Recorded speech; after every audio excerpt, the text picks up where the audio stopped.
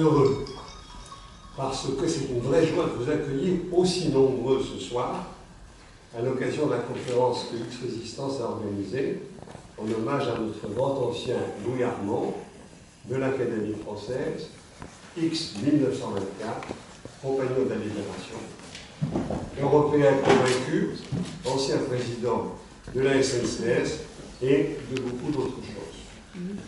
Mon premier remerciement est pour la Fédération française de l'assurance qui, sous la houlette de son secrétaire général, M. Gilles Bonkovitch, qui malheureusement n'a pas pu se libérer même 2 minutes, a la grande gentillesse de nous recevoir ce soir dans ce bel amphithéâtre et de prendre très largement à sa charge le cocktail amical qui suivra. Cette hospitalité doit peut-être un petit peu à mon passé d'assureur, mais sûrement beaucoup à la philosophie généreuse de la FFA, qui est au service d'une profession pas toujours bien comprise, comme vous le savez. Mon deuxième remerciement va bien sûr à Clotilde Fauchécourt, petite fille de Louis Armand, à qui j'ai soumis l'idée de cette conférence il y a quelques mois, et qui depuis en a été la cheville ouvrière avec moi, ainsi qu'avec François Romain et Olivier Hertz, qui sont mes amis du bureau de X-Résistance. Mon troisième remerciement va à Antoine Armand, notre conférencier, désigné par sa famille, et très brillant jeune haut fonctionnaire. Mon quatrième remerciement est multiple, car il s'adresse à vous tous, non seulement les membres de X-Résistance et leurs familles, mais aussi ceux des associations amies à qui nous avons fait signe, les familles de compagnons de la Libération, représentées par le président, les amis de la bibliothèque de l'École polytechnique, Mémoire et Espoir de la Résistance, représentés aussi par son président, les pionniers du Vercors, encore un président, 2 présidents, un président d'honneur, et aussi tous les membres de la famille de Louis Armand, qui se sont déplacés, je n'ose pas dire en nombre, mais quand même, y compris dans la jeune génération que je salue.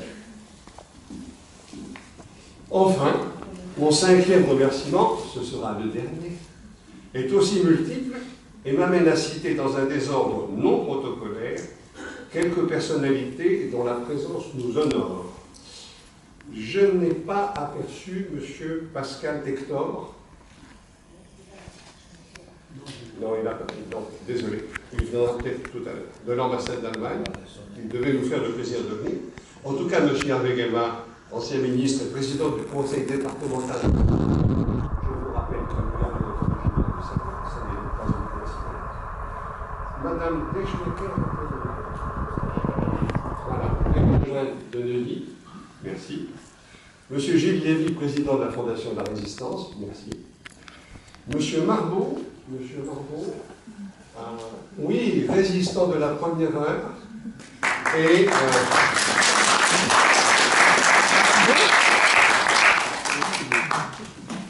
président des cadets de la France libre, donc première heure, vraiment.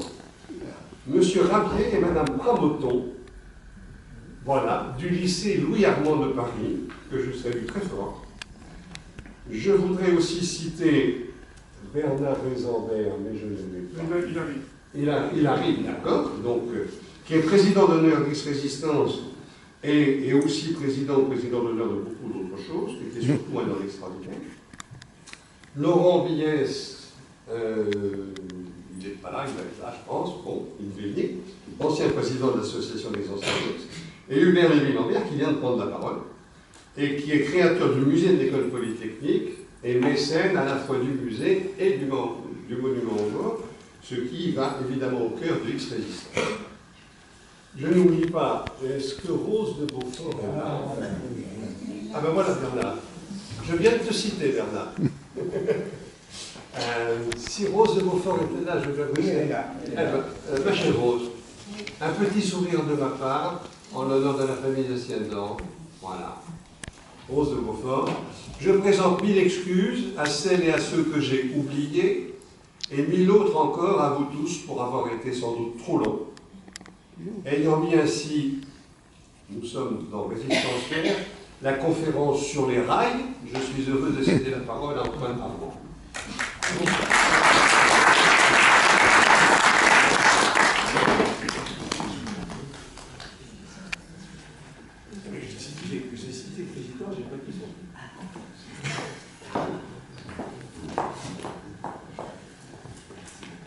Je vais commencer par une question logistique. Est-ce que tout le monde m'entend correctement?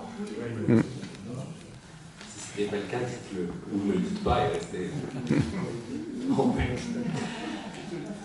Avant de commencer, et parce que j'ai remarqué qu'on écoute mieux les remerciements plutôt au début qu'à la fin d'un exposé, je vais remercier une partie des personnes que vous avez remerciées aussi, très chaleureusement d'abord l'association X-Résistance et en particulier son président Vianney Bollier pour leur invitation, pour le fait d'avoir rendu possible cette conférence et pour l'attention et l'intérêt qu'ils ont porté à Louis Armand. Saluer aussi Cécile Auchard, qui je crois n'a pas pu être là ce soir, qui est la responsable du pôle scientifique de l'Association pour l'histoire des chemins de fer, qui m'a apporté des éclairages très précieux sur la résistance au sein de la SNCF pendant la guerre. Et enfin, bien évidemment, saluer toute ma famille, et en particulier mon grand-père, fils de Louis Armand, qui n'est pas là ce soir, et ma cousine, Clotilde de Fouchécourt, pour leur aide et leurs souvenirs qui sont bien évidemment absolument inestimables.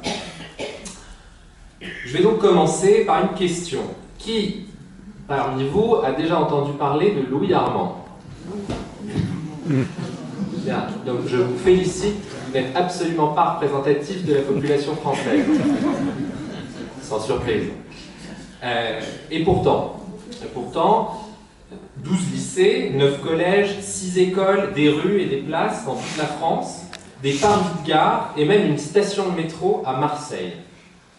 Le nom de Louis Armand marque donc l'espace public, mais en vérité, il ne dit plus rien aux très jeunes ou aux jeunes générations. Alors, que doit-on en dire? Il est... Je vous en prie.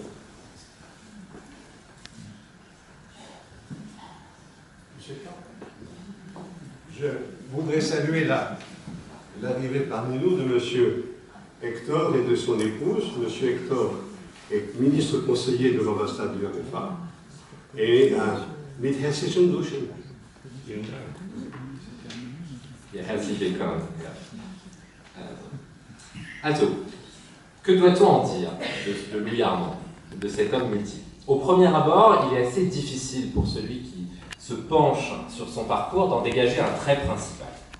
Fut-il surtout un ingénieur savoyard, un spécialiste des eaux minérales, le président de la SNCF, un compagnon de la Libération, le premier président d'Euratom, le partisan d'un partenariat euro-africain au Sahara. Ne comptez pas sur les souvenirs de ses amis pour nous aider. Selon certains, Louis Armand brilla par sa maîtrise impressionnante des sciences. Pour d'autres, par son engagement discret et efficace dans la résistance. Pour d'autres encore, par sa hauteur de vue et son sens de la technique. Ne comptez pas non plus sur sa famille. Du père ou du grand-père, chacun a conservé un souvenir, une image, un moment personnel et bien aimé. Alors, comment tenter de cerner la personne autant que le personnage public? En préparant cette conférence, une double condition m'est apparue. D'abord, inscrire cette vie hors du commun dans son époque, celle d'un siècle en mouvement, qui suscite des vocations scientifiques et des ambitions immenses, mais qui se fracasse parfois sur les réalités techniques ou politiques. À ce titre, Louis Armand porte bien les trois visages de son temps, celui de la Troisième République florissante, celui de la Résistance et celui, bien sûr, des 30 Glorieuses françaises. Mais il les porte à sa façon, avec une grande liberté d'esprit et sans aucune ambition politique. Deuxième condition qui m'est apparue, entrer dans le détail de ce que Louis Armand a fait et pensé. C'est ainsi, et bien plus qu'en citant ses titres, que ressortent à mon sens le mieux les petits et les grands exploits de l'homme, l'ingéniosité et le sens de l'anticipation dont il a su faire preuve avec une constance, je dois dire, étonnante. Et c'est aussi comme cela, je l'espère, que l'on pourra mesurer l'actualité comme les limites de certains de ses propos et de certaines de ses réflexions. Louis Armand, ce fut d'abord un enfant de la Troisième République. Louis Armand naît le 17 janvier 1905 à Cruseilles, un bourg savoyard d'environ 1500 habitants, sur la route assez passante qui mène d'Annecy à Genève. Ses deux parents, Jean-Marie et Clotilde, nés maçons, sont instituteurs à l'école communale et appartiennent eux-mêmes à une dynastie d'instituteurs. On peut imaginer pire cadre d'apprentissage et d'épanouissement intellectuel. Son enfance se voit très vite bousculée par la guerre. En 1914, son père, mobilisé, sert en tant que brancardier. Une expérience profondément douloureuse pour Jean-Marie Armand, qui en restera marqué très longtemps. Pendant ce temps, c'est le jeune Louis qui aide sa mère, qui a fort à faire avec ses deux autres enfants, eux en bas âge. Très jeune, on lui confie des tâches d'aide et on fait confiance à son jugement. Comme disait mon grand-père, on lui a très vite demandé son avis. Mais Cruseille sera bien d'abord et toujours le lieu de la joie. La joie des promenades et de la découverte de la nature, qu'il observe à longueur de promenades en bicyclette ou à pied.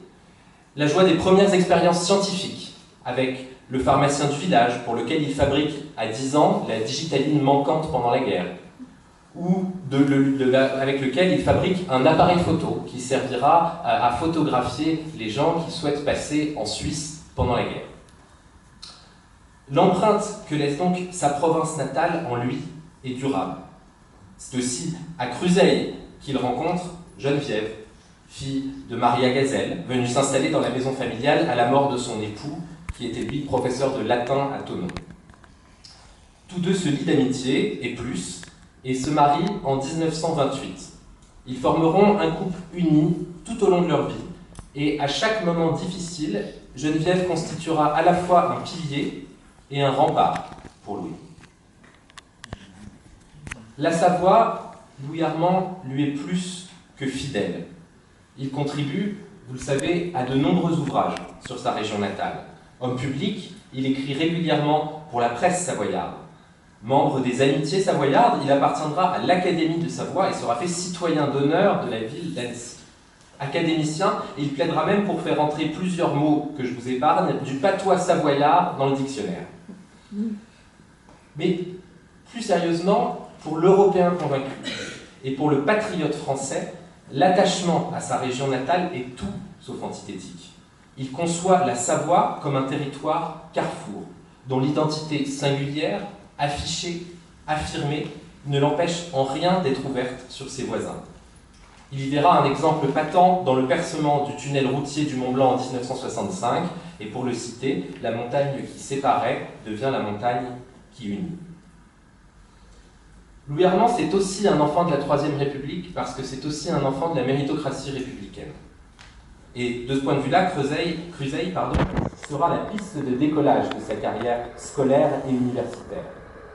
En 1916, il a épuisé toutes les ressources de l'école communale, mais il n'a pas encore l'âge requis pour passer le certificat d'études. On l'oblige donc, à 11 ans, à une année sabbatique. Mais l'année suivante, fort heureusement, il peut entrer directement en 4e, de façon totalement inhabituelle, au lycée Berthollet à Annecy. Son intelligence et sa pédagogie extraordinaire semblent vite remarquées, et par les professeurs et par les camarades. Il poursuit son ascension en classe préparatoire au lycée du Parc à Lyon, et après avoir manqué de peu le concours en première année, intègre l'école polytechnique en 1924, qu'il préfère à l'ENS pour, dira-t-il souvent, la plus grande variété des métiers que l'école propose. Voici donc le jeune fils d'instituteur, le provincial, en uniforme, qui entre dans le milieu feutré de l'X d'avant-guerre. Cela ne l'empêche pas de réussir. Il sort second de l'école en consacrant une bonne part de son temps, tout chef de salle qu'il est, à faire réviser ses camarades. Cela ne l'empêche pas non plus de lier des amitiés pour la vie. C'est à l'X qu'il rencontre notamment Jean Hulmeau et Henri Malcor. Après son service militaire effectué à l'école d'application d'artillerie de Fontainebleau, Louis Armand intègre le corps des mines en 1927. L'enseignement d'alors est bien concret, observation, expérience, minéralogie. Pour l'école polytechnique, il a un attachement sincère et durable, qui s'illustre en fait tout au long de sa vie. En juin 1945, par exemple, lors d'une conférence au X Cheminot, il souligne l'engagement dans la résistance de nombreux polytechniciens. Il obtient, dans la foulée, l'audience auprès du ministre de la Guerre du gouvernement provisoire pour plaider contre la fermeture de l'école qui était alors envisagée, et pour proposer une réforme d'envergure de sa pédagogie notamment, qui est jugée inadaptée aux défis contemporains, sans pour autant bouleverser sa structure ni sa vocation militaire. Dans ce il est nommé en 1953 au Conseil de perfectionnement de l'école, qu'il préside peu après, en 1956. Et il commence avec un coup de force, les professeurs, jusque-là monstres sacrés, seront recrutés en cellule. Puis il manifeste sa volonté d'orienter les élèves progressivement, en commençant par un tronc commun, puis en les acheminant vers une spécialité propre, tout en apprenant à être prospectifs. Ces projets engageront également le transfert vers Paléo pour que se crée un véritable campus à l'Angleterre. Il quitte finalement son poste en juin 1968, avant la mise en œuvre de la réforme comme du transfert, mais l'essentiel du processus est lancé, il a marqué l'histoire de l'école publique. Mais revenons à la carrière de Louis Armand, qui est désormais ingénieur des mines. Pour son premier poste, il est nommé à Clermont-Ferrand. En effet, relèvent du service des mines les sources thermales, évidemment très présentes en Auvergne. Un point d'intérêt pour le curieux Louis Armand qui s'était déjà penché dans sa prime jeunesse sur les questions de captage des sources d'eau autour de Cruseilles. Premier mois, premier succès. À peine installé, il retrouve la source de la Grande Grille à Vichy qui, croyez-le ou non, avait été perdue. Il effectue d'autres travaux sur les eaux, notamment autour de la floculation, ne me demandez pas ce que c'est en détail, qui lui valent notamment un brevet, et qui lui valent aussi, à 30 ans, un prix du Collège de France et de l'Académie de médecine. Plus éclatant peut-être, il effectue des travaux sur la radioactivité de l'eau de Châteldon. Je ne sais pas si vous voyez cette eau minérale qui coûte très cher. Laval. Qui est alors propriété d'un certain Pierre Laval. Et par ses études, il en conclut qu'il s'y trouve un gisement d'uranium. Et puis, il passe à autre chose. 22 ans après, le comité à l'énergie atomique détectera sur place un gisement d'uranium. Vient alors le temps des chemins de fer, le fameux temps des chemins de fer. En 1934, repéré par des cadres dirigeants de la compagnie PLM, Paris-Lyon-Marseille, avant la création de la SNCF, Société Nationale, il intègre la compagnie en tant qu'ingénieur. Et il commence par découvrir à Lyon l'ensemble des services, les locomotives, les entrepôts, les entretiens. Contrairement à un certain nombre d'ingénieurs polytechniciens ou d'ingénieurs des mines, il commence par le très technique, une qualité qui lui restera, bien sûr, dans ses travaux à la SNCF. Et il est ensuite nommé, en 1937, ingénieur en chef à la gare de Lyon à Paris. C'est là qu'il entame ses réflexions, puis avec l'appui du laboratoire de la SNCF, ses recherches sur un sujet précis, l'entartrage des chaudières de locomotives à vapeur. C'est très simple. La composition de l'eau étant différente à chaque source, les chaudières s'entartrent et ne fonctionnent plus, ce qui nécessite des travaux d'entretien extrêmement importants, ce qui nuit aux locomotives et fait baisser évidemment le rendement de celles-ci. De 1934, moment où il a eu vraisemblablement la première idée sur le sujet, jusqu'à 1939, moment où il découvre le traitement, jusqu'à 1941, moment où le traitement est enfin mis en place, Louis Armand a gardé cette idée fixe pour d'abord, comme il le disait lui-même, alléger la peine des hommes qui entretiennent les machines et les chaudières. Et il le trouve, ce traitement. Via une solution contenant des alcalins, des boues se forment qui désoxydent les chaudières. Le traitement qu'il trouve ne nécessite en fait que de simples analyses à mener sur les différentes eaux. Et ce sera fait par plusieurs centaines de techniciens qui constitueront un corps et qui répondront directement à Louis Armand. Les conséquences de la mise en place de ce traitement, dès 1940-1941, sont considérables, économiquement et techniquement.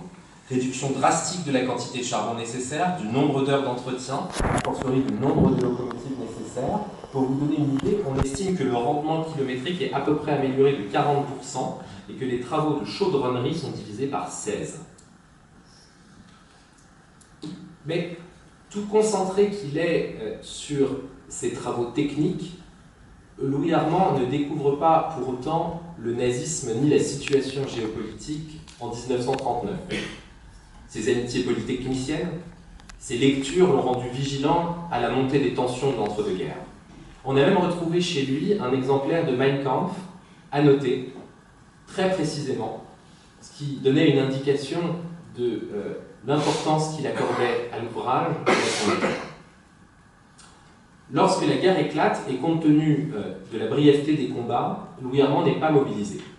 Trop jeune en 1914, il est déjà père de famille et trop âgé en 1939 pour être appelé parmi les premiers. Et lorsque l'avance allemande menace Paris, c'est lui qui ferme la gare de Lyon. Son engagement et sa volonté d'action n'en sont pas amoindris. Dès juin 40, il fait part à ses amis et à ses proches collaborateurs de son sentiment, la nécessité de résister à l'occupant, sans mettre en danger les cheminots, ni paralyser le pays. Et ainsi, très rapidement après l'armistice, Armand est contacté par Passy ou Manuel, ami d'enfance de Jean Hulot, selon les sources. Il cumule en effet au moins 3 atouts. Le premier, comme tous les cheminots, il peut se déplacer librement sur tout le territoire français. Ensuite, il est au cœur du réseau ferroviaire, stratégique en soi, et de plus en plus crucial à mesure que le carburant fait défaut et que le réseau routier devient inexploité. Et enfin, troisième atout plus particulier, via le traitement intégral Armand, il dispose de relais sur l'ensemble du territoire, ces fameux ingénieurs Armand, comme ils furent un temps baptisés à la SNCF. Et dès 1941, il recrute des informateurs parmi ces techniciens contrôleurs du TIA. C'est un réseau informel qui est organisé, dirigé par son proche collaborateur René Potier. Facile à collecter, les renseignements sont pourtant difficiles à transmettre. Selon ses mémoires, Louis Armand, qui semble avoir des contacts divers avec l'Intelligence Service, recherche un strict cloisonnement pour éviter les dégâts en cas d'arrestation. Même si, d'après Tessier-Ducrot, l'un de ses biographes, il est contacté par différents réseaux en 1941. En particulier, en mars 1943, Passy, parachuté en France, rencontre Armand. Selon ses mémoires, les mémoires de Passy, il n'intègre pas Louis Armand dans un réseau préexistant pour ne pas compromettre sa sécurité, mais lui fait intégrer indirectement le réseau de renseignement Curie via Jean Couture. En tout cas, peu de soupçons pèsent sur lui, puisque en 1942, Pierre Laval, qui se souvient du jeune ingénieur Armand, lui propose le poste de secrétaire général de la production industrielle, qui devait mener à un portefeuille ministériel. Inutile de vous donner la réponse de Louis Armand. Quoi qu'il en soit, d'un point de vue historique, et jusqu'à la fin de l'année 1943, il demeure très délicat d'établir avec certitude et précision les actions menées par Louis Armand, comme son rôle précis dans la résistance au sein de la SNCF. Cette obscurité correspond plus largement à la grande dispersion des initiatives, avortées ou non, issues de cheminots ou de non-cheminots, qui effectuent des actions de sabotage sur les chemins de fer. De ce point de vue-là notamment, l'année 1943 marque un changement net. C'est en effet en 1943 que se structure le mouvement NAP, le noyautage des administrations publiques, lancé par Fresnel, et en particulier le mouvement NAP-FER, confié à René Hardy, attaché d'inspection à la SNCF avec Max Heilbronn. Dans ce contexte où des chefs régionaux de NAP-FER sont choisis, comme Louis Lavignon, X21 pour l'arrondissement de Lyon, ou Philippe Leroy, X25 pour le Nord, c'est à l'été ou à l'automne 1943 que Louis Armand s'entretient avec Jean-Guy Bernard, X1938, qui dirige désormais NAP-FER et qui vient rencontrer les responsables des régions avoisinant Paris. D'après les souvenirs de l'un comme de l'autre, la discussion marque la différence de vision entre ceux qu'on a appelés les attentistes et ceux qu'on a appelés les activistes. Tandis que Jean-Guy Bernard plaide pour des actions violentes, fortes et visibles, Louis Armand, au contraire, pense au débarquement allié, au fameux plan vert qui est censé, par les destructions et les sabotages, préparer l'avancée des Alliés sur le territoire français. Et il pense aussi à la protection des cheminots. Opposé au bombardement pas assez ciblé, Armand souligne l'efficacité de petites actions discrètes, comme dévisser des boulons de chaudière, décoller les étiquettes de destination des wagons, organiser la paralysie administrative. Toutes ces actions qui sont très difficilement imputables, mais qui permettent réellement de freiner, de gêner l'occupant. Tout se précipite dans la deuxième partie de l'année. Je fais une parenthèse d'ailleurs sur cette opposition entre attentiste et activiste. Certains biographes, de façon assez optimiste, considèrent que cette discussion a été, si je puis dire, remportée par Louis Armand et qu'elle aurait mené au fait que les sabotages n'auraient plus eu lieu ou qu'ils auraient fortement diminué. En fait, on voit plutôt le contraire. Les sabotages augmentent plutôt en 1943. Mais ce qui s'explique encore une fois par la disparité et par le caractère hétéroclite de la résistance encore en 1943. Chacun faisait ce qu'il pouvait, des non-cheminots, des cheminots, regroupés dans des organisations locales, dans des mouvements ou dans des réseaux. Je disais donc, tout se précipite dans la deuxième partie de l'année 1943. En juin d'abord, Delestraint, Heilbronn et Jean Moulin sont arrêtés par la Gestapo. En août, Cavaillès, qui dirige le réseau Cahors-Asturies, est arrêté à son tour. Et le plan vert semble en fait être tombé dans les mains de la Gestapo dès mai 1943. Il s'ensuit le pire. En janvier 1944, c'est au tour de Jean-Guy Bernard de tomber dans un piège. Déporté en juillet, il sera exécuté avant même d'arriver en Allemagne.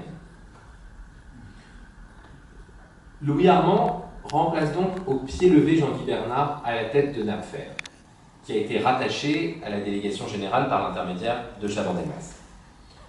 En ce début d'année 1944, Armand est opportunément nommé directeur de matériel et traction de la région Ouest, aux premières loges pour participer aux préparatifs du débarquement allié. L'heure est en effet à la fois au contact avec eux et à la finalisation du fameux plan vert. Pendant cette phase décisive, il y a deux sujets de crispation qui sont notables. Le premier, c'est la relation avec le BCRA, et le deuxième, c'est la question des bombardements aériens. Plus tard, il aurait été reproché à Armand d'avoir contourné le BCRA, tandis que Louis Armand lui-même se plaindra que les informations transmises aient été assez peu utilisées. En fait, une hypothèse vraisemblable serait que l'Intelligence Service, par ailleurs en contact avec Armand, ait intercepté ses envois au BCRA pour éviter que les gaullistes n'en sachent trop sur le débarquement, ce qui, l'on sait, était une des préoccupations des Alliés à cette époque. D'autre part, deuxième sujet de crispation, Louis Armand tente de limiter au maximum les dégâts causés par les bombardements, surtout ceux des Américains qui bombardent les entrepôts et les dépôts de très haut, contrairement aux Anglais qui sont plus précis et plus minutieux dans leurs attaques. Il parvient ainsi, notamment avec Albert Gerville, X-25, chef de l'arrondissement Paris-Sud-Ouest, à faire renoncer les Britanniques au bombardement du dépôt du Batignolles, peu après le bombardement de la Plaine qui avait été si douloureux et si terrible en termes de victimes civiles. In fine, le plan vert préparé pour le débarquement et pour la bataille de Normandie sert. Il sert bien, mais il sert de façon hétéroclite. Des initiatives locales sont prises au dernier moment. Certains points nodaux du plan vert semblent laissés de côté. Mais il a bel et bien été une contribution majeure due d'abord à l'organisation de Naples et bien sûr, in fine, à la contribution de personnes comme Louis Armand. Cette bataille de Normandie, Louis Armand la vivra principalement en prison. Le 24 juin, il est arrêté à son bureau. À l'instant, René Pottier se rend chez les Armand, il est arrêté à son arrivée. Un autre collaborateur, Dumas, subit le même sort. Pottier et Dumas seront très vite torturés. Peu après son arrestation, et après avoir tenté de faire avouer à Louis Armand qu'il était juif, on présente devant lui un exemplaire du plan vert qui porte sa signature et qui montre bien que la situation est pour lui critique. Il est transféré dans la foulée à Fresnes. Alors sa famille et ses proches s'activent. Une première tentative menée par Geneviève Armand et Henri Malcor auprès de Lichlon échoue.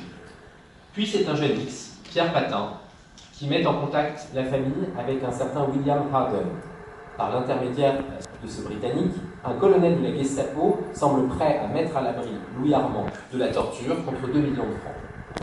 Une collecte au sein du personnel dirigeant de la SNCF, qui rapporte 500 000 francs, preuve de la solidarité assez remarquable et inoubliable du personnel.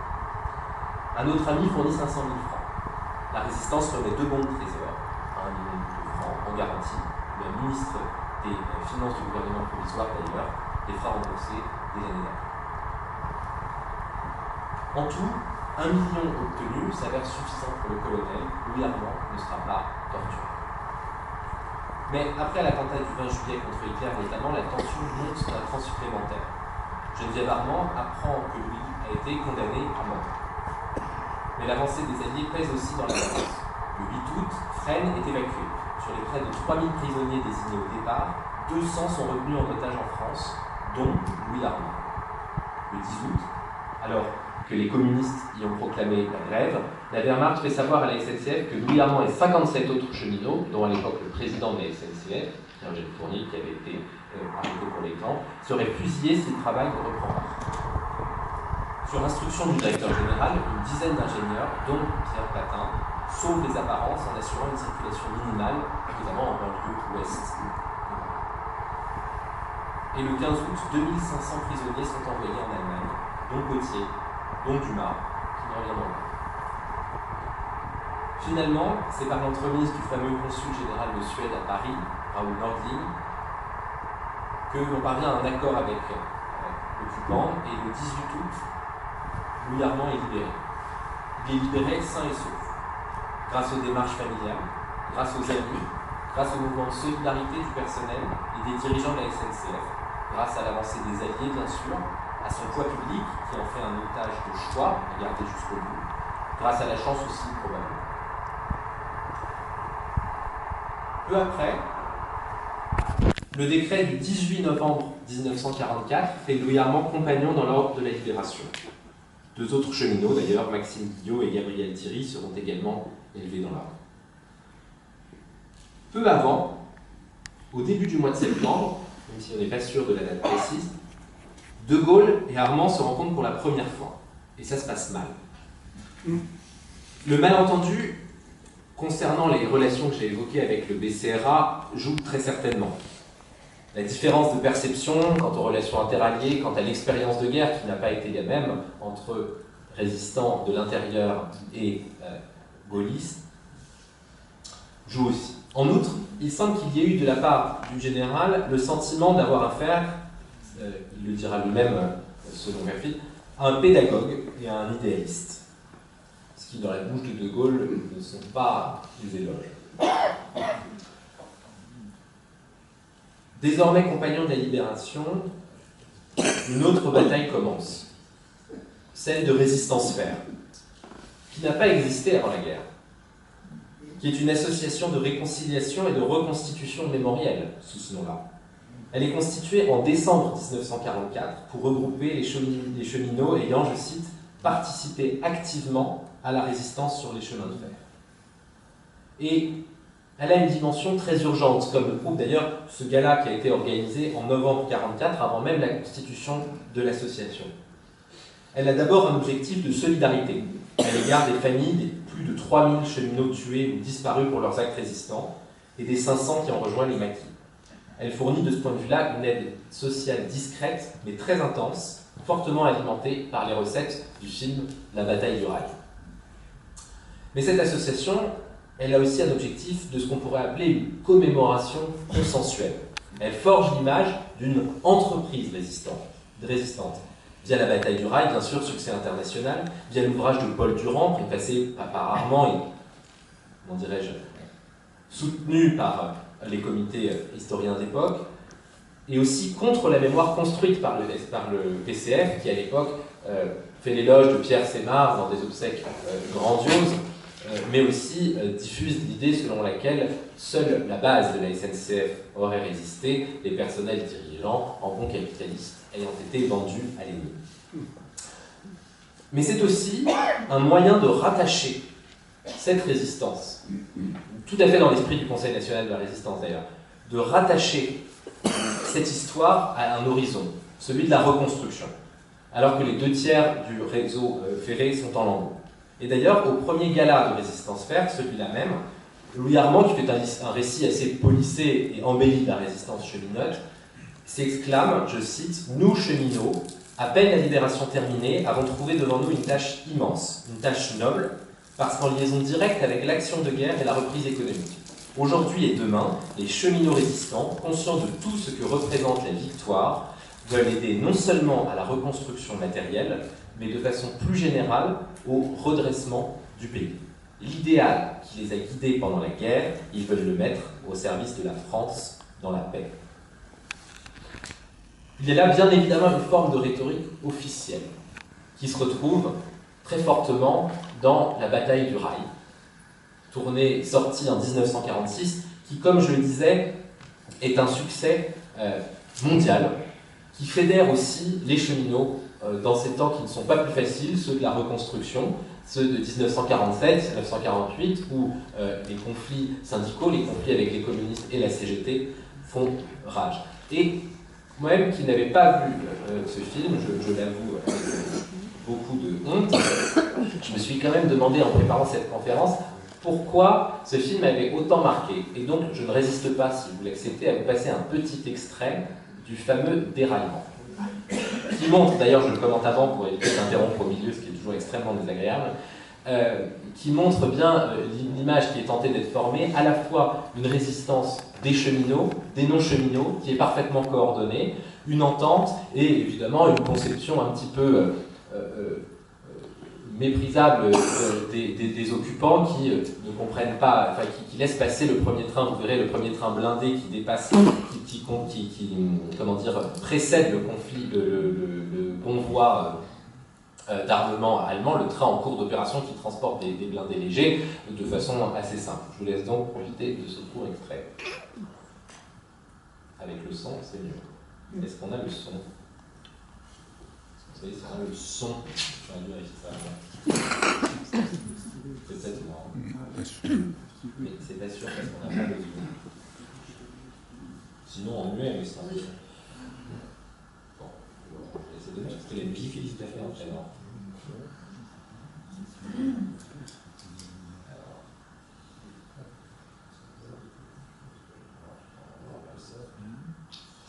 C'est pas grave.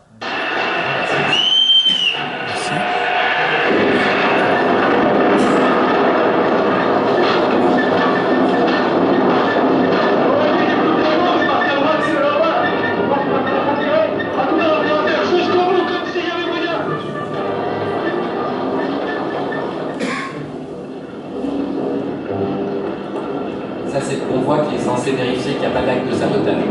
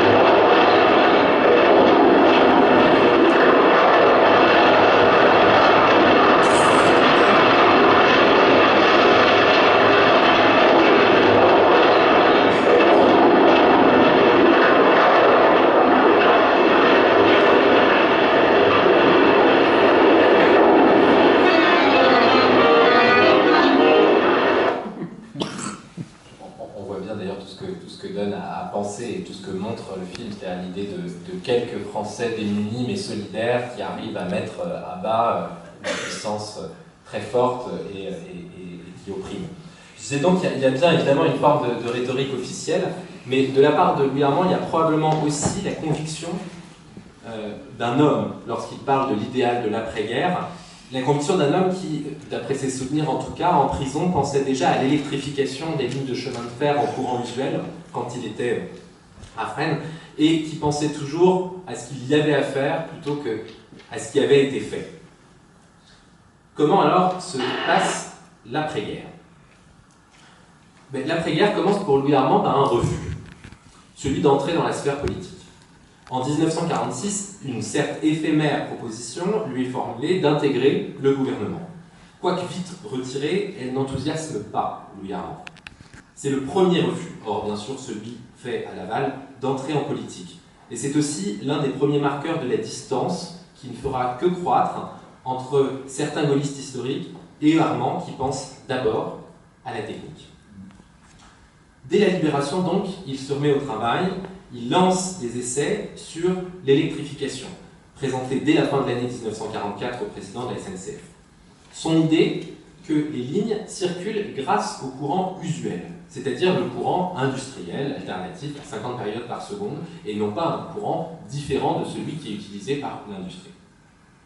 Nommé directeur général adjoint en 1946, directeur général en 1949, il monte une équipe internationale, va examiner même une ligne de chemin de fer allemande, qui est alors en zone française. Alors l'anecdote donnée par les biographes me semble moyennement crédible, mais elle est assez séduisante, c'est que pendant sa détention, Louis Armand réfléchissait à l'électrification, et il se disait qu'il aurait quand même bien aimé savoir comment fonctionnait en détail la ligne électrique allemande qui était quasiment en Sarre. Et il se serait dit, si on occupe la main, il faudrait quand même aller voir dans cette zone-là. Et par un petit détour de tracé, on a inclus la zone dans la zone d'occupation française. Je ne suis pas sûr que ce soit directement grâce à lui, mais en tout cas, si c'est du hasard, il fait bien les choses. Je disais donc qu'il se rend, il emmène son équipe voir cette ligne de chemin de fer, il se rend aux États-Unis, il organise même un congrès à Annecy, le hasard fait bien les choses aussi, c'était à Annecy, en 1951.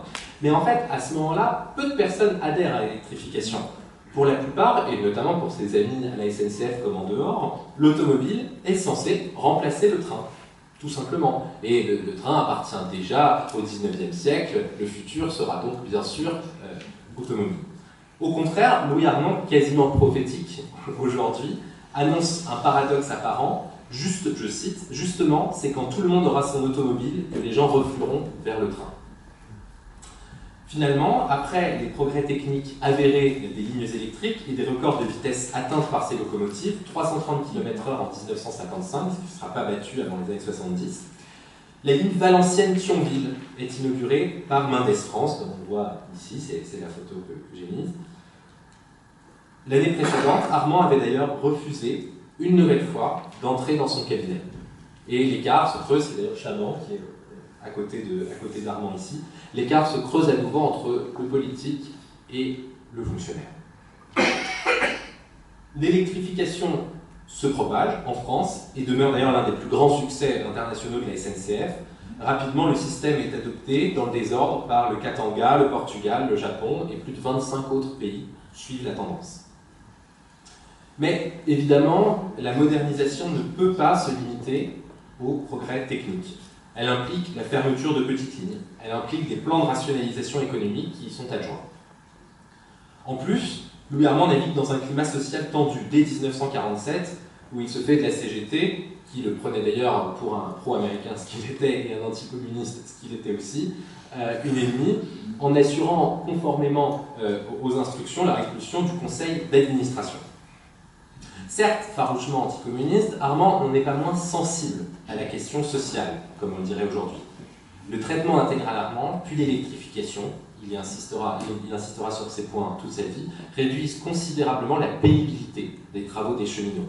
Et c'est d'ailleurs sous son mandat que la 3e classe est supprimée. En tout état de cause, les années... Oula, on me dit que c'est l'heure de conclure, mais ça va. Ah non, pas du tout, mais je rassure le président.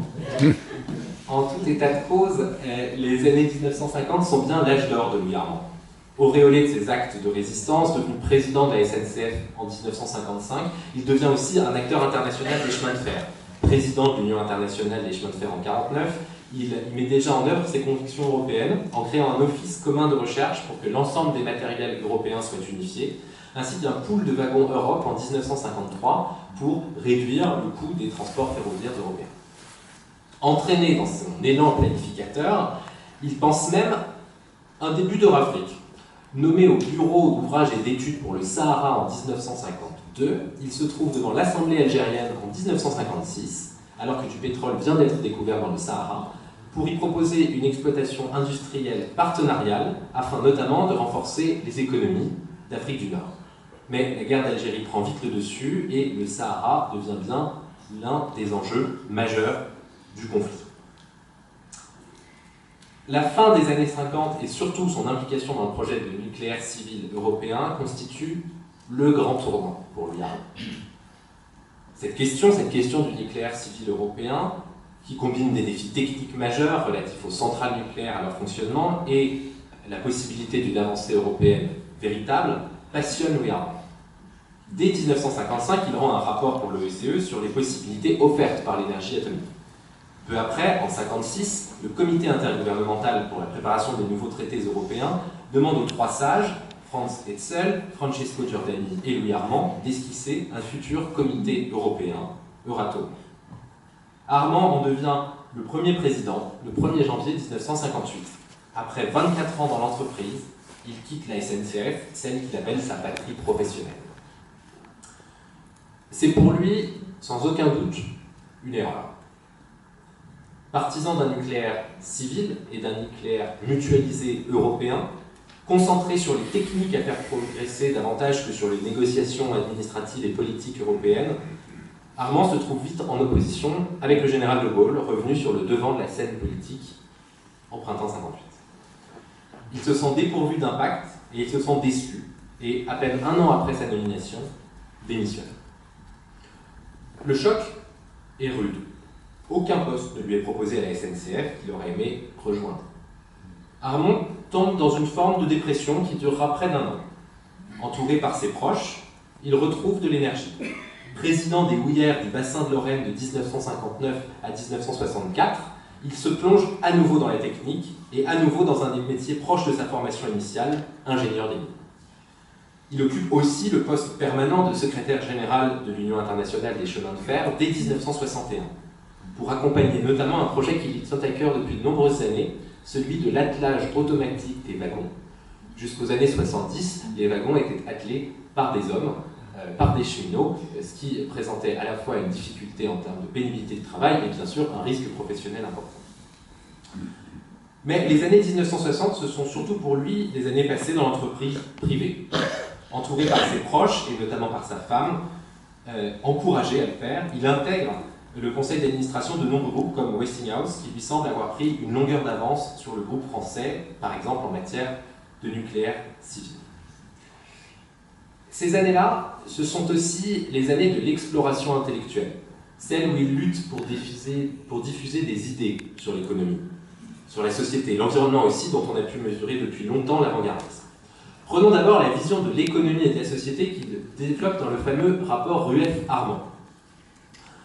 Inspiré par les travaux de X-Crise menés par Jacques Rueff, Alfred Sauvy, dont des amis comme Hulmeau étaient familiers, Armand est nommé en 1959, avec Jacques Rueff et sous la direction du Premier ministre Michel Debré, vice-président du comité pour la suppression des obstacles à l'expansion économique. Le rapport, remis en 1969, mais rassurez-vous, régulièrement repris depuis, comme récemment et assez clandestinement par un certain Jacques Attali en 2008, demeure d'une actualité sidérante.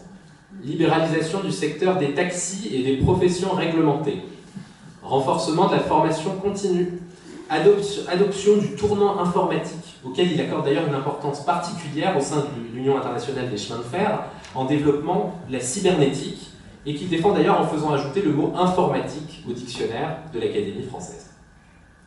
Mais une idée parmi d'autres structure en particulier la réflexion d'Armand, qu'il aura l'occasion d'exposer notamment au général de Gaulle lors de leur seconde entrevue en 1968, juste avant le lancement de la réforme de Polytechnique. celle de la revalorisation de l'enseignement technique. Si Louis Armand, lui-même produit de la méritocratie républicaine, X-Min veut que chaque élève puisse aller le plus loin possible dans les études, il considère que l'enseignement technique doit être davantage valorisé et choisi par ceux qui n'ont pas forcément les capacités d'aller à l'université. L'ensemble, à l'image de Louis Armand, est très, voire trop optimiste. Selon ses idées, qu'il développera dans l'ouvrage Plaidoyer pour l'avenir en 1961 avec Michel Drancourt, la technique est en mesure de réduire l'injustice sociale. Ce n'est pas la technique qui représente le vrai danger pour la civilisation, pour Armand, mais bien l'inertie des structures. Cette conviction, elle s'est bien sûr nourrie de ses expériences, lors des progrès techniques effectués par la SNCF pour la foi en la technique, lors de l'expérience Euratom pour le manque de foi dans l'inertie des structures. Sa réflexion s'élargit constamment à l'Europe, au tiers-monde, et même à ce qu'il appelle la planétisation. Un engagement en particulier, précurseur s'il en est, l'illustre bien, c'est son engagement pour l'environnement. Au fait de ces sujets, il est nommé en 1960 président de la Commission contre la pollution atmosphérique, puis en 1969 du Comité pour l'amélioration de l'environnement. À la demande de Chaban, il propose même 100 mesures pour l'environnement. Là aussi, la pénétration d'esprit peut impressionner. Lancement d'actions de nettoyage des déchets industriels, réflexion sur les déchets radioactifs et leur enfouissement, lutte contre la pollution de l'air par les cheminées industrielles, création d'un ministère de l'Environnement sont certaines des propositions qu'il formule. Les années 60, ce sont aussi celles des honneurs pour lesquels Louis Armand, il faut bien le dire, avait une certaine appétence. Élu à l'Académie des sciences morales et politiques en 1960, puis à l'Académie française en 1963, il assiste avec assiduité, studieusement, aux séances. Et encore plein de projets, il s'éteint soudainement le 30 août 1971 dans sa maison de campagne à Villers-sur-Mer. Qui fut vraiment Louis Armand donc? Peut-être avant de conclure, peut-on l'entendre?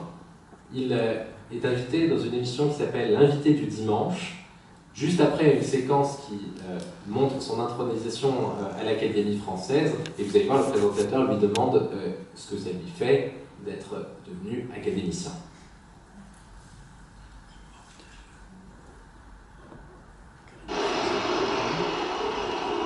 Est-ce que c'est gênant, M. Armand, d'entendre son propre éloge en sa présence? Non, parce que on pense déjà aux difficultés de demain. Vous savez, on remet tous les jours sa réputation en cause, et notamment en technique. Celui qui lance la prochaine locomotive ne sait pas s'il gagnera. Alors c'est à ça que nous pouvons réfléchir autour de ce train qui, voyez, si simple paraît-il, puisque les enfants jouent avec, était en avance sur les grands trains. D'une part, pour son courant électrique, parce qu'il sait utiliser le courant de tout le monde, alors que les grands trains autrefois ne savaient pas. Mais nous avons rattrapé. Mais encore un petit domaine. L'attelage de ces wagons est automatique. Il suffit que 2 wagons se rapprochent pour qu'ils soient attelés. Malheureusement, dans le train moderne, européen, une chose reste moins moderne que tout, c'est l'attelage à vis. Puisque vous savez, des hommes de chair et d'os, doivent se placer entre les tampons pour accrocher un crochet comme au siècle dernier. Et devant ce train, je réfléchis qu'il nous donne l'exemple du grand progrès qui reste à faire, et à l'échelle européenne, parce que vous imaginez bien que cet attelage automatique qui est installé en Russie, qui est installé en Amérique, au Japon, et qui manque à l'Europe, ne peut pas se faire simplement en France ou en Belgique. Voilà, vous voyez, comme il parle technique, et avant tout technique, mais au service d'autre chose. Alors, pour conclure très brièvement, qui fut vraiment Louis Armand, un homme multiple, bien sûr, mais en nombreux points singuliers. D'abord, et sans aucun doute, je viens de le dire, un homme de la technique. Comme ce terme paraît souvent méprisé, comme il ne l'était pas dans son esprit. Il définissait d'ailleurs lui-même tout l'écart qu'il voyait entre le technicien et le technocrate. Je cite, « Le premier ne conçoit l'autorité qu'assimilée à la maîtrise que confère la qualification professionnelle. Et il vise à devenir le grand spécialiste de telle ou telle branche plutôt que le patron. Tandis que pour le second, le technocrate donc, La compétence n'est qu'un marchepied vers la conquête, là où il cultive sa carrière. Ce fut aussi vraisemblablement un visionnaire, un homme capable de prendre de la hauteur, on serait tenté de dire en bon savoyard de l'altitude, celle qu'il disait reconnaître simplement à l'air qu'il respirait, hauteur sur les problèmes de demain sans les dissocier de la situation d'aujourd'hui. Enfin, il fut sans aucun doute un optimiste, qui a conjugué en permanence l'action et la pensée. La mise au point du traitement intégral Armand, en même temps que la vision de l'attelage automatique. La collecte de renseignements pendant la guerre, en même temps que la pensée de l'après-guerre. Les batailles quotidiennes à Bruxelles, en même temps que l'Europe d'aujourd'hui. Peut-être finalement a-t-il péché par manque d'ambition. On déplore parfois qu'il ne se soit pas engagé aux côtés de Mendès France. On évoque souvent les amicales pressions qu'il a subies pour se présenter à l'élection présidentielle de 1965 et être ce fameux Monsieur X qu'on attendait tant. Il aurait peut-être pu peser davantage, infléchir plus le cours du destin français.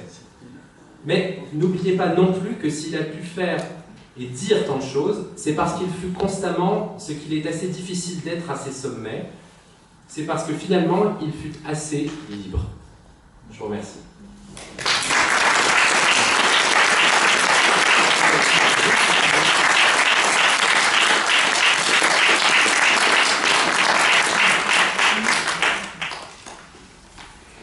Cher Antoine Armand, merci beaucoup pour cet exposé très clair et très complet qui nous a fait découvrir les multiples facettes de la personnalité de Louis Armand, son expérience historique, la largeur de ses compétences, la force de ses convictions et sa très grande humanité. Merci encore. Je suis sûr qu'il y a des questions et il y a un micro quelque part. Ceux d'entre vous qui ont des questions, peut-être, sur tel ou tel aspect des choses, de plan vert. Je préviens que tout ce que j'ai dit, je l'ai dit dans l'exposé, donc je ne sais pas beaucoup plus. Oui, il y a sûrement une biographie. Merci, pardon. Il y a, au terme de cette remarquable conférence, ça donne envie de continuer, de savoir plus. Il y a sûrement un certain nombre de livres qui ont été écrits sur ou par Louis Armand. Oui, tout à fait. Excusez-moi d'ailleurs, j'aurais dû vous mettre une biographie, mais je vous la ferai communiquer par l'intermédiaire de M. Bollier si vous voulez. Vous avez beaucoup écrit de lui-même, des leçons de choses comme simple propos, comme propos ferroviaire. Vous avez bien sûr le Paris européen ou un plaidoyer pour l'avenir, ça c'est pour ses ouvrages à lui. Vous trouverez des ouvrages plus spécifiques sur la Savoie, si c'est le sujet qui vous intéresse. Il y a trois biographies de Louis Armand qui ont été écrites. Celle de l'Association pour les Amis de Louis Armand, qui s'appelle tout simplement Louis Armand. Celle de Joseph Buzaret aux éditions La Salésienne, qui est assez complète et assez concise.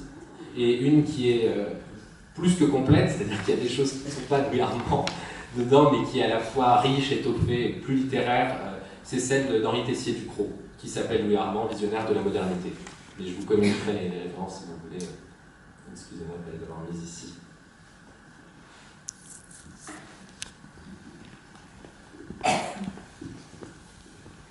Juste une petite information.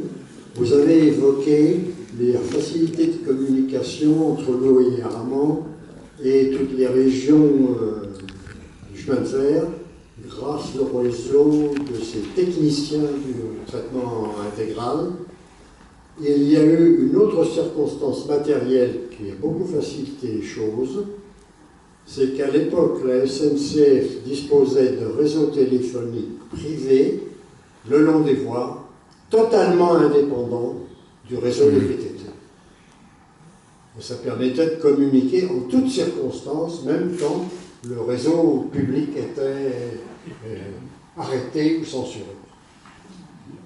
Oui, vous avez tout à fait raison, j'aurais dû préciser. D'autant plus qu'on le voit assez bien, pour ceux qui se souviennent un peu de la bataille du rail, on le voit assez bien à plusieurs moments. Du réseau public. Ça a été la même chose avec le réseau téléphonique de la RATP lors du soulèvement de Paris en août 1944. Une des raisons pour lesquelles le métro a été si important dans le soulèvement de Paris. Oui, bonsoir. Merci pour cette magnifique exposé. Mon beau-père et mon père ont été dans la promotion de votre grand-père, donc j'en ai beaucoup entendu parler, toujours en termes très très élogieux, et je suis ravie d'avoir un aspect complet de sa personnalité. Mais je voulais poser une question un peu indépendante de ça, c'est concernant les convois de déportés, l'attitude de la SNCF par rapport aux convois de déportés. On dit qu'ils ont été assez laxistes, qu'ils ont laissé passer les convois, alors qu'ils ont fait beaucoup de faire des déraillements et beaucoup de résistance, et ils ont laissé passer les convois. Je voulais savoir si vous avez quelque chose à dire là-dessus. C'est une question évidemment extrêmement délicate et extrêmement complexe du point de vue historique. J'ai échangé un peu justement avec l'Association pour l'histoire des chemins de fer sur le sujet. Moi-même, j'ai évidemment pas d'avis particulier. Des éléments que j'ai pu en tirer, je peux vous dire deux choses. La première, je peux vous dire trois choses. La première, c'est un élément de contexte. C'est que pour bien se situer la chose, on imagine, pour l'imaginaire collectif, les convois de déportés étaient quotidiens. On imaginait que le cheminot allait au travail le lundi matin, qu'il avait son convoi de déportés le mardi, etc. Ça ne se passait pas comme ça tout simplement parce qu'en fait de France, il y a quelques centaines de trains qui sont partis, de Drancy en tout cas. Donc ça restait des phénomènes extrêmement épisodiques. Et ces convois eux-mêmes étaient armés, protégés par des Allemands. Et l'exemple qu'on a, Léon Blanchard qui a refusé de conduire un train, le train est parti quelques heures après. Donc, en omettant, comment dirais-je, en ne prononçant aucun jugement moral, il y a d'abord cet élément de contexte qui fait que ça s'appliquait en fait sur un nombre d'occurrences assez faible. En revanche, il y a une deuxième chose qui est plus notable, c'est ce qui se passait pour les convois de déportés qui allaient du sud, quand le sud était encore libre, jusqu'au nord. Et là, on peut davantage se poser la question. On peut davantage se poser la question de savoir si les cheminots, la SNCF de façon générale, n'auraient pas pu ou dû empêcher ces convois, en tout cas de rejoindre la zone nord et de rejoindre les camps de transit les plus importants et les plus gardés, tels que Drancy. J'ai en 1944 deux événements qui me surprennent. Vous avez dit qu'il ne s'entendait pas avec le général de Gaulle, il a pourtant été nommé compagnon de la Libération. Et deuxièmement, vous avez dit qu'il a été libéré contre caution, contre du chantage, de l'argent. Est-ce que Vianney, il y a d'autres exemples de résistants qui ont été libérés moyennant finance? Je corrige juste, c'est peut-être moi qui me suis mal exprimé, il n'a pas été libéré par caution. La caution lui a permis d'éviter d'être torturé, simplement. Ah non, non, c'est pas pareil. C'est pas pareil, parce que là, je pense, enfin, je sais pas, mais il y a des exemples de familles et de gens qui ont pu améliorer le sort. Bon, c'est pas la même chose que le parti au départ. Les 50, quand il a été libéré, il n'a pas été libéré tout seul, au mois d'août. Non. Libéré avec les 50 autres. Oui, voilà. Enfin, non, pas avec les 50 autres de la SNCF qui ont été libérés avant, mais il a été libéré avec des dizaines d'autres prisonniers qui, eux, n'étaient pas partis. En fait, juste avant le départ de Fresnes, des 2500 déportés, il y a une quantité importante, quelques dizaines ou une centaine, je ne sais plus, de prisonniers qui, eux, ne sont pas déportés, qui restent. Et ça, c'est Wallenberg. Ça, c'est la négociation avec le diplomate suédois. Alors évidemment, tout le monde n'en a pas bénéficié. Bon, ça, il y a des facteurs de chance dans la vie de temps en temps. Encore une. Oui. Je réponds peut-être juste à... Non, allez-y, monsieur. Vous vouliez répondre avant. François Broche, historien. Vous avez indiqué que la première rencontre entre Louis Armand et le général s'était mal passée. Le général, je crois, avait trouvé qu'il était un peu pédagogue. Quand on connaît le général, ça ne devait pas être très élogieux par sa bouche. Est-ce qu'on a les impressions de Louis Armand à la suite de cette rencontre? Et d'une façon plus générale, est-ce qu'on a des écrits, des textes, des jugements de Louis Armand sur le général de Gaulle? Je vais répondre à vos deux questions en même temps pour la première partie. Sur la question de l'entente entre le général et Louis Armand et l'éventuelle discordance qu'il y aurait avec le fait qu'il a été nommé compagnon de la Libération, à mon sens, il y a deux explications. Une qui est assez certaine et une qui est plus hypothétique, mais je vous la livre quand même.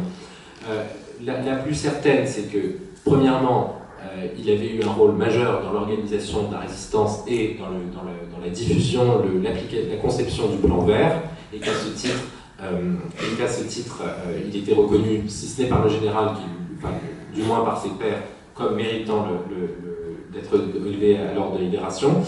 La deuxième chose, c'est que René Meyer, qui est présent qui est présent sur la photo du congrès là, que je vous ai montré, là, qui est ici, raconte dans ses souvenirs que la veille, il est absolument obligé de se démener dans tous les sens pour obtenir à Louis Armand la croix de la libération pour ce jour-là. Parce que le lendemain se tient le congrès de Résistance Faire. Ce qui m'amène à faire une... Pardon ? Qui était René Meyer ? À l'époque, il était secrétaire d'État ou ministre en charge des transports. Ce qui m'amène à faire une hypothèse, c'est que, si vous voulez, ça pourrait être un paquet. Ça pourrait être un paquet mémoire-résistance, si vous voulez, dans l'image des décideurs publics à cette époque. Il faut montrer que la SNCF a été une corporation, une entreprise résistante. Il se trouve qu'à sa tête, à sa tête ou parmi ses plus grands dirigeants, alors que le président de l'époque était plus que controversé, puisqu'il avait plus ou moins, il avait eu des implications avec le Haut Commissariat aux questions juives. Là, on a une personnalité toute désignée. Donc il faut que cette personne, on puisse annoncer le jour de Résistance Faire qu'il est nommé compagnon de libération. Je pense que ça n'enlèverait assez mérite, mais c'est une explication, si ce n'est de la rapidité avec laquelle il a été nommé, du moins en tout cas de l'acceptation par le général de Gaulle. Une autre question. Alors, c'est pas tout à fait une question, c'est... vous parlez un petit peu de mon père, qui fut compagnon de la Libération, et qui a fait partie de l'APFER, c'est René Lacombe. Donc, je vous avais peut-être entendu parler dans vos recherches. Il fut adjoint de René Hardy, pendant un certain temps, chargé de la propagande, du recrutement et de l'information. Et ensuite, il a été arrêté par la Gestapo, emprisonné à la prison des Baumettes à Marseille, déporté, et par miracle, il a réussi à s'échapper du train de déportation et de se réfugier en Suisse. Bon, c'est ça. Mais surtout, je suis en train, moi, de m'attaquer à ces mémoires de guerre en ce moment. Donc, mémoire qui commence à la bataille de Dunkerque, où il a été fait prisonnier, et ensuite son évasion du Stalag en Allemagne pour rejoindre la résistance en zone sud, en janvier 1942, où il a, selon certaines démarches, il a réussi donc à s'intégrer dans l'affaire. Alors, est-ce qu'il a connu Louis Armand? Je ne pense pas qu'ils se sont connus pendant la guerre, mais ils se sont connus après la guerre, et moi-même adolescent, j'ai eu l'occasion de serrer la main de Louis Armand à 2 ou 3 reprises de votre arrière-grand-père. Voilà. Et alors, ça, ce sont des précisions. Et la deuxième chose, je ne sais pas si vous connaissez l'émission de Armand Jameau sur la bataille du rail.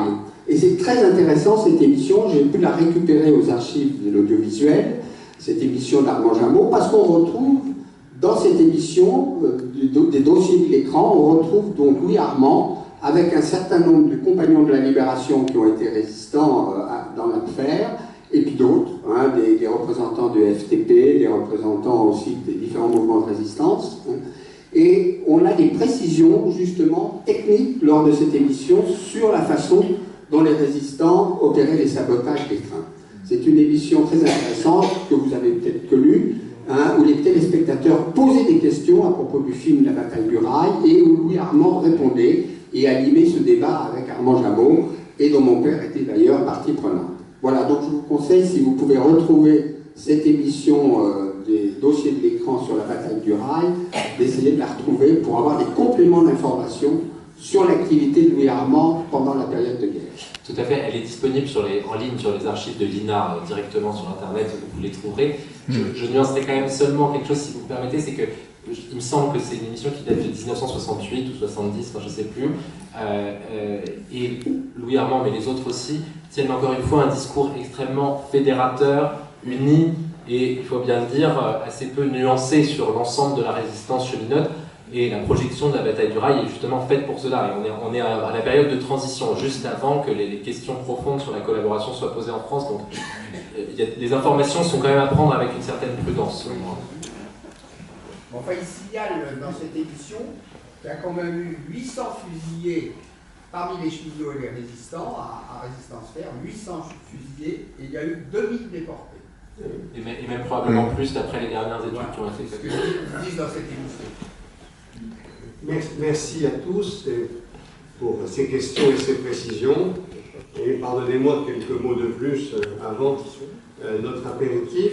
D'abord, sur un plan personnel, il y a des choses de Louis Armand qui m'ont un peu marqué parce qu'il a eu, comme mon père, la possibilité de choisir entre Normal Sup et Polytechnique, et ils ont tous les deux choisi Polytechnique, et fait de la résistance. Et Jean-Guy Bernard est un camarade de promotion de mon père, et c'est même lui d'ailleurs qui a fait entrer mon père chez Combat. Donc tout ça est assez proche. Par ailleurs, évidemment, Louis Armand était président du conseil de perfectionnement de l'école quand j'étais élève. Et avant ça, en 1959, je pense, en juin, à l'Élysée, mon parrain Henri Freinet m'a pris par la main. J'ai d'abord salué le général de Gaulle, ce qui est toujours impressionnant, surtout quand on a 15 ans. Et après, donc, tout cet aréopage de compagnons qui étaient dans le jardin de l'Élysée, Henri Freinet m'a conduit auprès de Louis Armand, qui a été absolument adorable. Et je garde un très très bon souvenir de ces tout petits instants. Alors, X-résistance, ça m'amène à X-résistance. Parce que c'est une maladie héréditaire entre mon père et moi. Donc, voilà. La mission, c'est non pas la défense et l'illustration de la résistance, mais je dirais plutôt le contraire, l'illustration et la défense de la résistance des polytechniciens, qui en a parfois besoin. Elle est ouverte à tous, et pas simplement aux polytechniciens, et donc c'est l'heure de l'Amphirotat, et nous serions heureux d'accueillir ceux d'entre vous qui veulent nous rejoindre. Il y a des bulletins d'adhésion par là, il y a une brochure, etc. Bon. Parce que, outre les conférences, qui ne sont pas toujours aussi belles que ce soir, mais bon, quand même, qui sont magnifiques. On a eu une très belle conférence sur la philatélie de M. Novoselov qui est là, M. Broche aussi, hein, mais on n'avait pas la même assistance qu'aujourd'hui. Outre les conférences, nous faisons aussi une exposition avec les panneaux qui sont là, il y en a 36 en tout, dans des lycées, dans des musées. Si certains d'entre vous ont des amis dans les musées de la Résistance en province, dans des mairies de villes proches de Annecy par exemple, nous serions heureux de transporter notre exposition là-bas. Nous sortons du lycée Buffon, nous retournons bientôt au lycée Chaptal, où M. Evenot, qui est un proviseur, a la gentillesse de nous convier une deuxième fois. Nous irons bientôt à Paris 4e, voilà. Nous avons ici Maurice Blecher, qui est un responsable de l'association des Amis du Vercors, qui a apporté quelques documents et quelques objets de sa collection personnelle. C'est un immense collectionneur de choses de la résistance et de la guerre, que vous allez trouver à côté. Et j'ai une question finale pour vous, pour détendre un peu l'atmosphère. Que pensez-vous d'une conférence sur la résistance à travers la bande dessinée? Est-ce que si nous faisons une conférence sur la résistance à travers la bande dessinée, cela vous paraît sérieux ou cela vous paraît pas sérieux? Alors sérieux d'abord. Sérieux. Oh, ben, c'est pas mal. Et ceux qui trouvent que c'est trop rigolo et pas sérieux, il y en a quand même quelques-uns. Ben, je pense que Olivier, on va pouvoir donc se lancer dans le projet d'une conférence sur la résistance et la pensée des gens. C'est sérieux et très pédagogique. Oui. Comment? Et très pédagogique. Alors le général de Gaulle. Merci à vous. Et en passant derrière pour le cocktail, à moins que j'ai oublié quelque chose. Je voulais dire qu'on a une magnifique brochure qui reproduit toute notre exposition, qui est à votre disposition ici même, pour la modeste somme de 20 €. Et nous serons tous presque sur la résistance politique. Merci François.